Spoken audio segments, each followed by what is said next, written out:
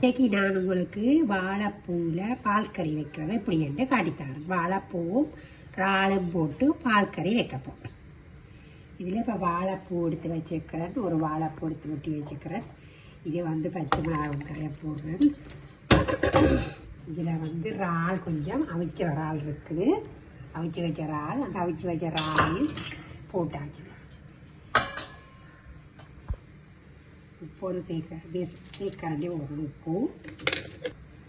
இதில் மஞ்சள் தூள் கொஞ்சம் போடுறேன். கப்பிப்பால் கொஞ்சம் விட்டு ஒரு தப்பு தண்ணி நாரி விட்டு அவிய விட போடுறேன். கருவேப்பிலை கொஞ்சம் போட்டுட்டு இது கொஞ்சம் கட்டிப்பால் தேங்காய் பால் விடும்.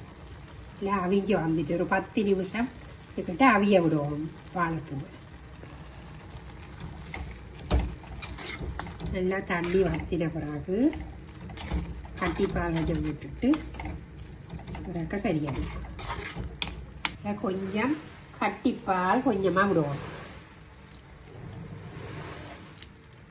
கட்டிப்பால் கொஞ்சமாக விட்டுட்டு பிரட்டி போட்டு பிரட்டி விட்டால் சரி, வாழைப்பூ பால் கறி ரெடி.